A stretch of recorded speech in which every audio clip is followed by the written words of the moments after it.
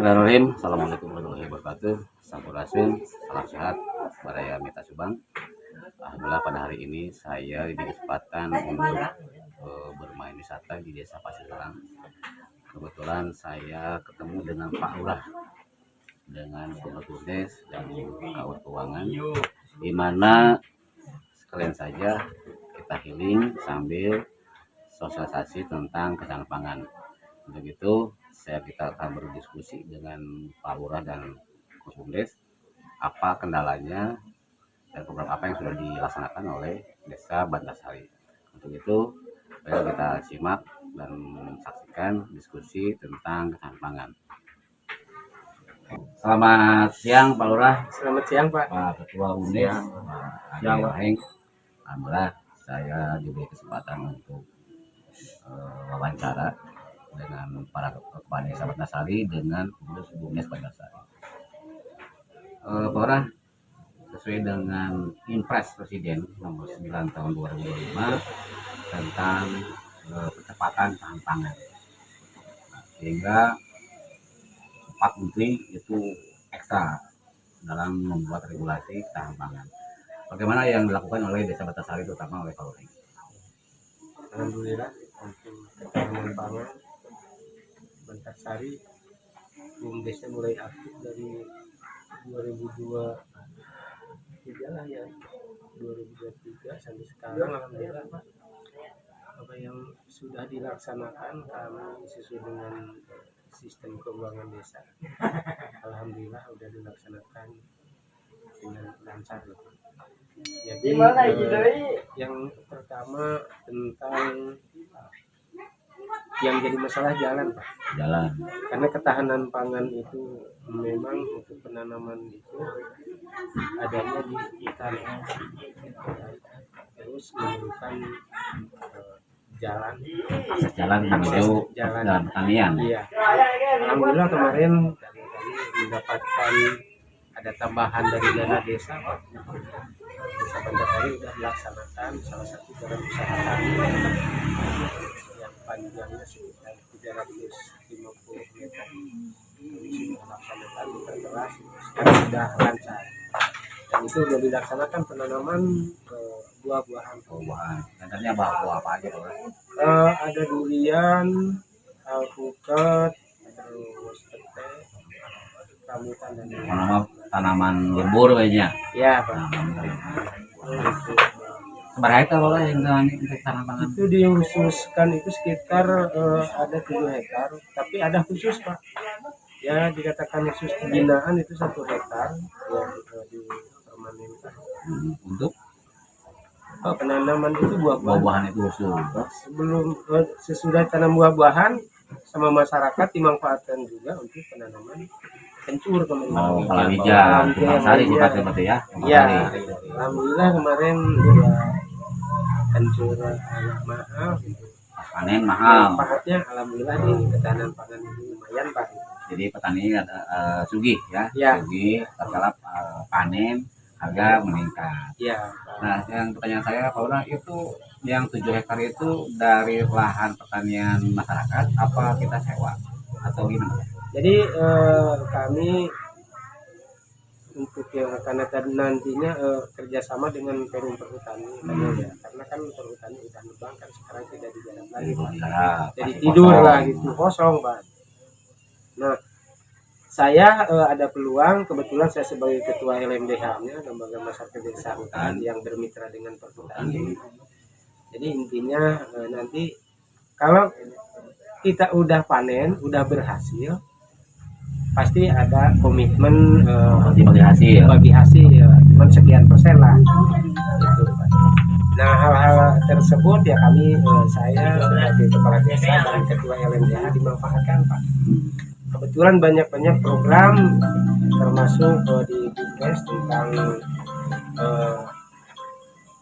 tentang ketahanan pangan Pak. Makanya alhamdulillah di wilayah Desa Bantarsari kami bisa menanam singkong gitu. Sebenarnya itu yang dikerjasamakan luas Pak, hampir 15 hektar, tapi baru kegarap sekitar 7 hektar itu yang udah dibiayakan dikasih benih buah-buahan Pak. Orang dengan adanya program komunitas tahanan pangan ini, apa yang dapat dirasakan oleh masyarakat? Apakah ada daya ungkit setelah program itu? Sebelum program bagaimana? Setelah program bagaimana? Itu kan ada daya ungkit. Maksudnya ternyata manfaat nih program tahanan pangan ini untuk masyarakat tuh untuk kenaikan ketahanan hidup kan gitu. Bagaimana Pak Lurah? Alhamdulillah Pak. Kemarin ya tahun kemarin 2024 sudah ada program ketahanan pangan. Terus kebetulan ya tadi saya sudah sampaikan ada lahan tidur Yang digarap bersamakan ya. kerjasamakan ya saya manfaatkan. Ya masyarakat alhamdulillah Pak. Masyarakat saya alhamdulillah di sini yang mau menanam gitu. Alhamdulillah sudah Amin. berhasil lah gitu. Oke, sekarang Pak Ketua, program apa saja selama menjabat nih? Kan Bung itu Pak Lurah kan sesuai dengan undang-undang kan masa jabatan 5 tahun ya, karena kelembagaan 5 tahun. Apa saja yang sudah diprogramkan oleh Bung Des Pak? Bung Des Batasari, namanya apa Pak?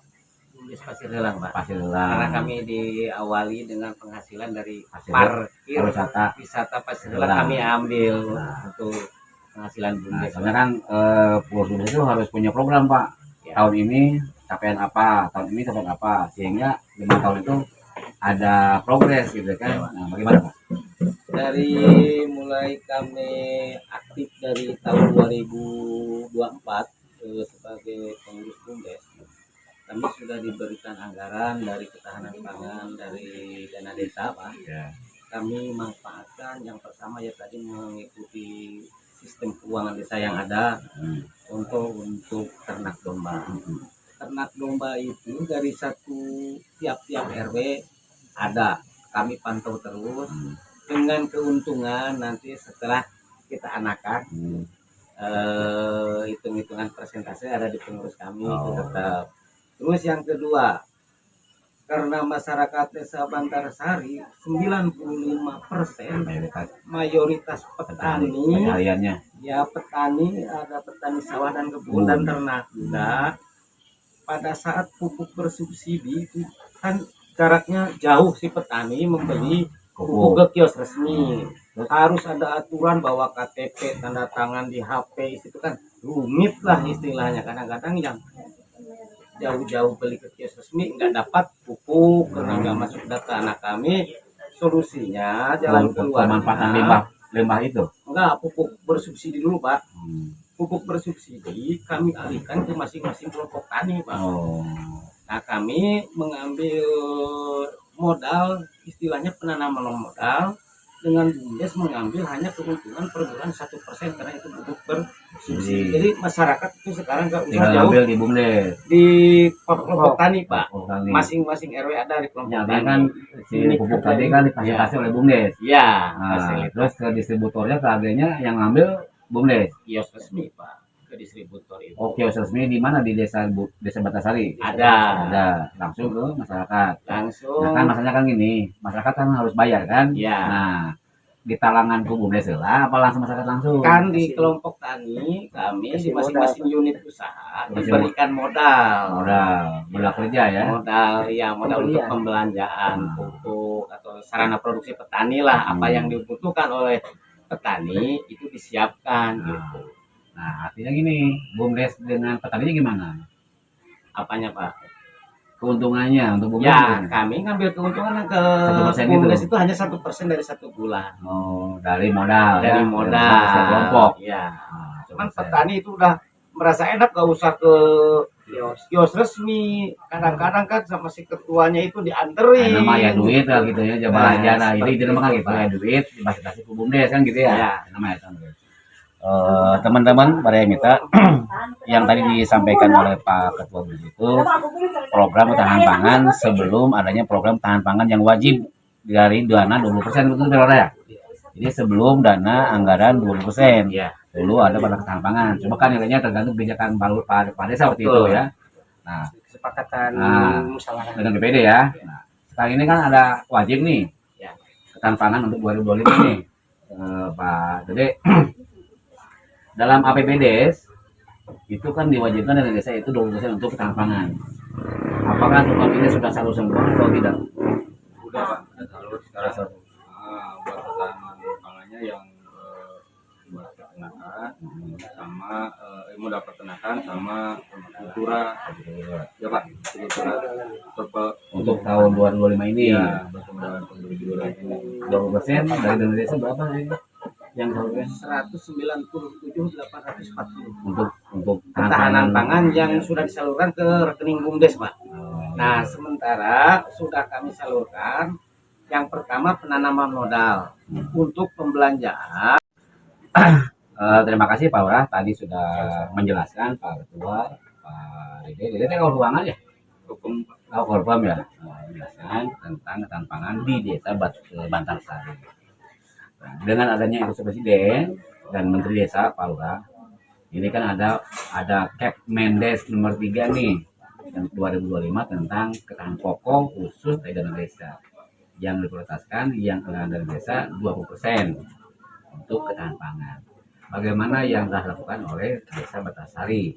Gimana Pak Lurah? Yang ketahanan pangan 20% ya, bukan yang seperti tadi. Ya, alhamdulillah Pak, ketahanan pangan Bantarsari dana desa untuk 2025 kami anggarkan dan kami tarik masuk ke rekening BUMDes sekitar 190 sekian Pak. Jadi mungkin nanti akan dibahas sama ketua BUMDes. Kami hanya merekomendasikan apa yang diusulkan melalui kelompok, melalui ya macam-macam kelompok. Ya. Ada yang mengajukan penanaman buah cabai, palawija gitu. Ada juga diantaranya mengajukan ternak.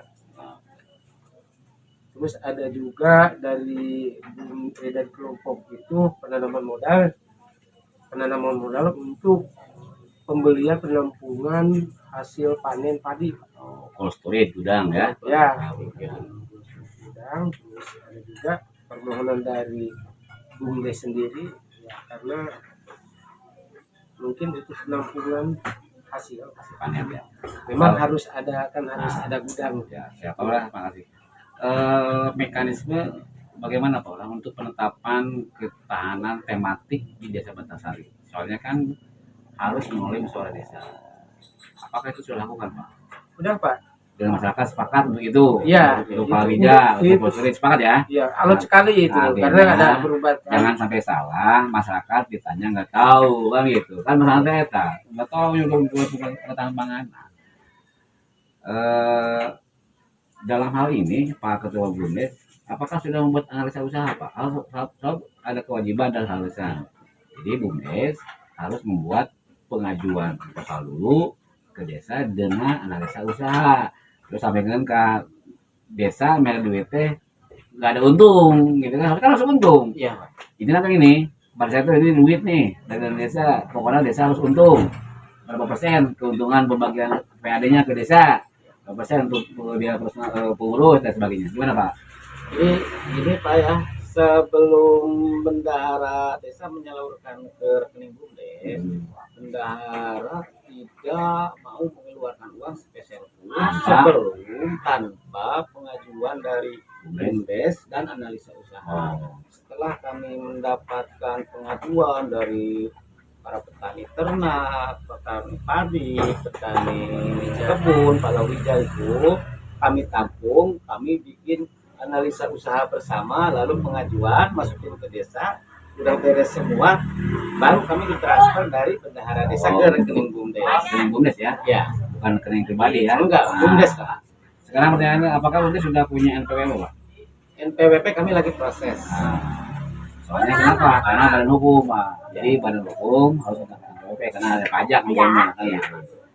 Nah dalam analisa usaha itu untuk yang tadi saya sebutkan Pak Lurah ya, untuk usaha dari hulu ya, dari hulu hasil panen palawija dibeli oleh BUMDes, kemudian nanti BUMDes menjualkan. Nah, berapa persen Pak mau ngasih PAD ke desa?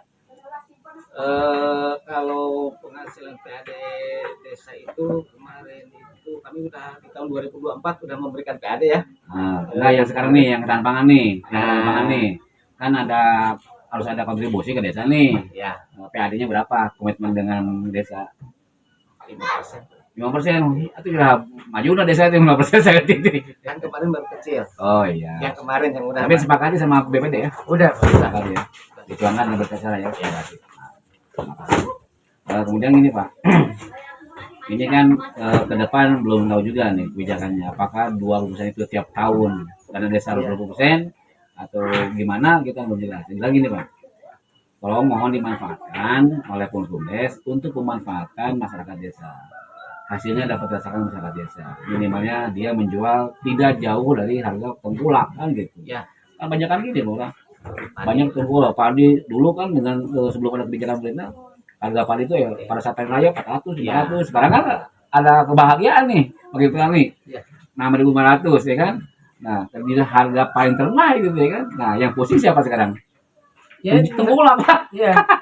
Ya itu Pak. Jadi sekarang itu BUMDes itu saya sarankan untuk tetap ikuti aturan pemerintah pusat sekitar 6.500 ya per kilonya. Bagi ke masyarakat yang Ke petani. masyarakat. Gabah kering giling. Gabah kering giling. Kira-kira menjual berapa tuh? Kalau analisa usaha saya Pak ya, pada saat panen bulan 6, bulan 7 itu di khusus di desa Bantarsari harga padi itu selalu menurun ya. Maka kami beli dari para unit usaha di angka 650.000. Pada saat bulan 10, 11, 12, 1 biasanya rentang pangan Pak. Oh. Yang pertama harga beras itu melonjak tinggi. Yang kedua hama serangan hama. Kami untuk menjaga ada kerentanan pangan di salah satu wilayah, jangan sampai beli beras ke pasar kan nggak lucu Pak desa Bantarsari. Maka kami menyiapkan ada lumbung itu gudang tadi. Ya, Nah, tapi itu. oke. Kalau begitu, berarti kan sekarang mekanisme bagaimana tata kelola di pergudangan Pak. Artinya kan untuk ke 3 bulan ke 4 bulan ke depan tuh menjawab harga padi melonjak atau ada hama yang gagal panen. Kemarin kan desa harus benar-benar mengeluarkan nih, mengeluarkan bahan pangan. Nah, kira-kira dari belanja 6.500 per kilo, kira-kira menjual pada saat nanti itu berapa? Kalau sekarang saya ini beli gabah kering giling 65 standar harga pemerintah. Diliwat bulan 10, 11, 12 sampai bulan 1 kami jamin di atas 700. Berarti ada kelebihan 500 perak ya. Kurang lebih sampai 800 sudah itu. Tahun sekarang ada kemarin bulan 1 sampai 800. Gitu ya. Betul kata Gubernur KDM. Ya. Salut dengan Pak Prabowo. Pak Prabowo memberikan harga standar padi itu 65 itu kan basah padahal Basah, yang ya. dijual. Kita belinya kering. Kering. Nah. Ya, jadi seperti itu. Padahal yang kering itu udah sampai di atas 700 lebih. Oh. Ya, Oh, yang Cuma 6.000 di bawah itu. di analisa bawahnya 700 itu. Cuman Pak kesulitan kami khusus petani palawija yang mengadu khusus ke BUMDes ke kami masyarakat. Yang pertama kami susah menjual hasil palawija seperti singkong Pak. Ini singkong di sini Belum meledak punya sekarang saya belum. udah 2 tahun tuh nggak laku Pak satu kebun. Terus pisang Pak. Itu kami susah sekali itu singkong. Kalau kencur, nah kalau dirempas sekarang lagi panen raya nih, kencur, kopi, terus kunyit itu lagi mahal sekarang. Pak Ketua harusnya berarti kita harus membuka jaringan mencari oteker Pak. Betul Pak. Jadi jangan sampai hasil panen dari masyarakat tidak terjual. Ya. Kalau begitu kan ada singkong yang untuk bermanfaatan sebagai tepung, Ya. apa namanya? Tepung kajinya, tepung aci ya gitu. Iya. Terus ada pemanfaatan yang lain. Coba nanti kerjasama dengan pihak-pihak yang lain, yang perusahaan-perusahaan yang menampung butuh dia bahan baku singkong, atau butuh yang bahan baku suku, butuh yang bahan baku untuk kunyit. Nah itu pengurus BUMDes harus punya pandangan usaha ke depan bagaimana nih petani kita yang dari desa Bantarsari ini tidak tertahan harga, tidak laku barangnya, akhirnya kan dia tidak punya daya tahan hidup untuk menghidupi keluarganya kan gitu. Itu berarti ya. Nah, berarti untuk tahan pangan ini cukup sudah bisa sesuai dengan mekanisme ya boleh ya. Dengan mekanisme mudah-mudahan BUMDes apa namanya Pak? BUMDes Pasir Relang Pak. BUMDes Pasir Relang bisa berkembang, maju dan bisa dikenal di dunia. Dan jadi tumpuan harapan masyarakat desa Bantarsari. Terima kasih Pak Lurah, Pak Ketua, mudah-mudahan apa yang sekarang dijelaskan itu untuk bahan motivasi bagi teman-teman desa yang lain bahwa ketahanan pangan itu kalau tidak dilaksanakan kita tidak tahu untung ruginya. Makanya jangan berbicara bagaimana kita untung, bagaimana kita rugi, kita laksanakan. Oke? Siap Pak. Gitu saja. Terima kasih. Assalamualaikum warahmatullahi wabarakatuh. Waalaikumsalam.